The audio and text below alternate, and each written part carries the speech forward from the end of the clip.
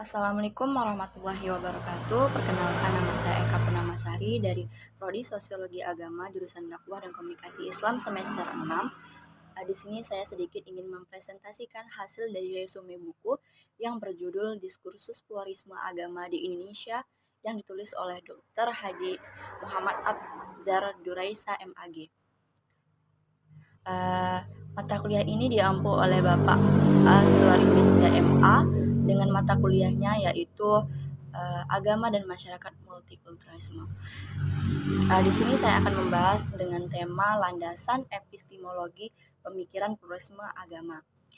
Di sini akan saya bahas dengan 5 hal yang berkaitan penting, yaitu bagian pertama ada keberagaman masyarakat modern, dan kemudian di bagian kedua ada pluralisme agama, ada pluralisme agama dalam Islam, ada tipologi pemikiran pluralisme agama di Indonesia, dan yang terakhir ialah pluralisme bukan toleransi. Nah, kita masuk ke pembahasan pertama yang mengenai keberagaman masyarakat modern. Pada era modern ini, kehidupan masyarakat penuh dengan semangat rasionalisme, terutama di kalangan intelektual, sehingga ada sesuatu yang dirasakan kering.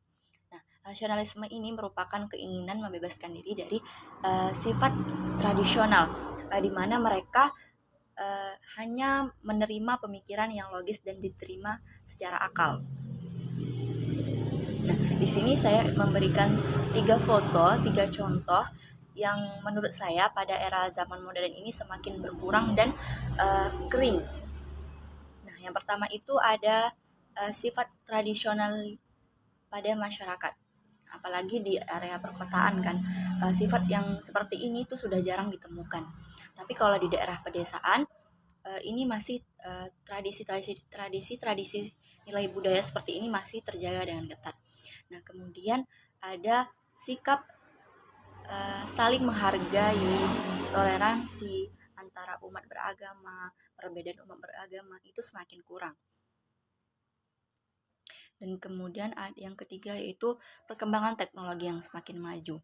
Nah, adanya perkembangan teknologi semakin maju, apalagi pada kaum intelektual, mereka kurang respon dengan kehidupan lingkungan sekitar, apalagi yang berbau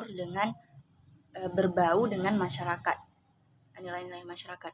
Nah, dari ketiga ini yang sangat kurang pada era zaman modern sekarang, karena pada hakikatnya pada zaman sekarang itu manusia harkat dan keasliannya itu semakin berkurang. Nah, jadi itu dari yang dapat saya jelaskan dari keberagaman masyarakat modern. Nah, kita masuk ke pembahasan kedua mengenai pluralisme agama. Pluralisme merupakan terminologi filsafat yang berkembang di Barat. Istilah ini muncul dari pertanyaan ontologis tentang yang ada. Dalam menjawab pertanyaan, kemudian muncul 4 aliran, yaitu yang pertama ada aliran monisme yang dicetus oleh Christian Wolff. Ini dia orangnya. Paham ini menyatakan bahwa alam semesta ini hanya dapat dijabarkan satu dasariah saja. Kemudian yang kedua ada aliran pluralisme yang dicetus oleh William James. Ini dia orangnya. Aliran ini merupakan paham atas keberagaman, di mana paham ini menyatakan bahwa harus adanya saling menghargai, baik itu dari perbedaan budaya, agama, dan lain-lain. Bahkan di aliran ini menyatakan memperbolehkan paham-paham yang berbeda ini tadi menjaga keunikannya masing-masing. Yang ketiga ada aliran dualisme yang dicetus oleh René Descartes. Ini dia orangnya. Paham ini menyatakan bahwa di kehidupan ini ada 2 prinsip yang saling bertentangan. Ada kebaikan, ada juga kejahatan, ada siang, ada juga malam. Dan kemudian aliran yang terakhir yaitu agnostisisme yang dicetus oleh Thomas Henry Huxley. Ini dia orangnya. Paham ini berkaitan dengan ketidakkepercayaan terhadap Tuhan atau dewa, di mana mereka menyatakan keberadaan Tuhan atau dewa ini tidak dapat dibuktikan. Jadi ini berkaitan dengan ketidakkepercayaan mereka terhadap adanya Tuhan.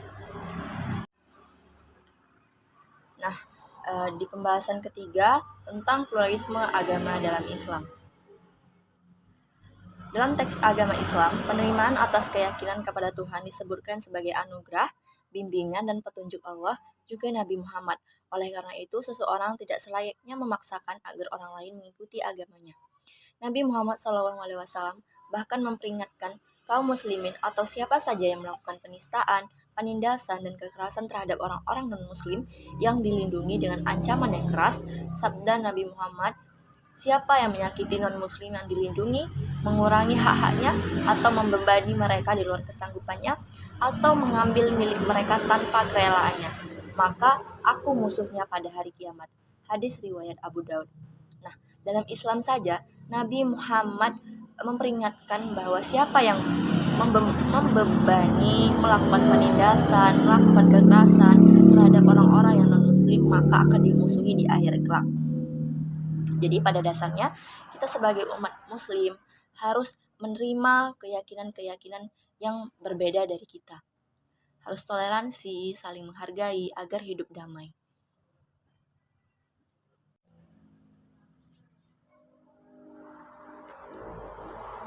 Kemudian di pembahasan selanjutnya mengenai tipologi pemikiran pluralisme agama di Indonesia.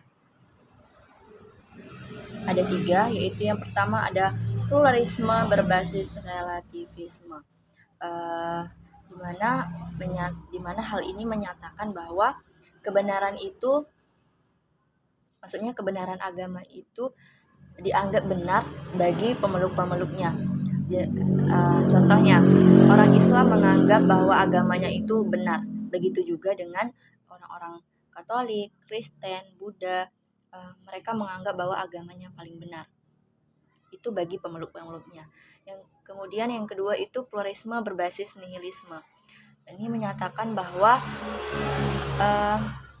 sudah tidak ada kepercayaan lagi tentang nilai sosial, politik, moral, bahkan agama, yang menyebabkan ini radikalisme. Karena mereka tidak percaya akan adanya nilai-nilai yang berlaku pada diri manusia, karena itu dianggap tidak berarti atau tidak berlaku di kehidupan manusia.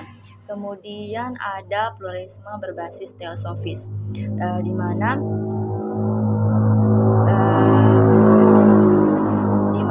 ini menyatakan bahwa setiap agama apapun itu berbentuk sebuah upaya untuk membuat masyarakatnya itu mencapai kesempurnaan atau kesejahteraan.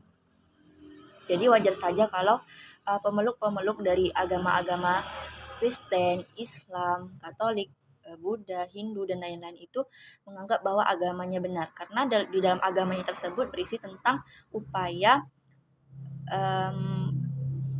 agar manusia itu mencapai kesempurnaannya. Lanjut, yaitu yang terakhir tentang pluralisme bukan toleransi. Pada dasarnya Islam mengakui perbedaan dan identitas agama-agama, tetapi tidak sampai pada tingkat pembenaran terhadap teologinya. Islam tetap mengakui kelemahan beberapa konsep teologi agama yang lain, bahkan mengoreksi beberapa hal. Namun demikian, Islam juga tidak memaksa mereka untuk berpindah keyakinan. Islam juga sangat menghormati keyakinan lain untuk melaksanakan ritual agamanya. Nah, di sini sangat jelas sekali bahwa Islam itu tidak, di dalam agama Islam itu tidak menganjurkan atau memaksakan untuk orang yang berbeda keyakinan ke kita untuk masuk ke agama Islam itu sendiri. Bahkan kita tuh harus menghormati keyakinan lain untuk melaksanakan ritual agamanya. Baiklah, hanya itu saja pemaparan sedikit hasil dari resume buku.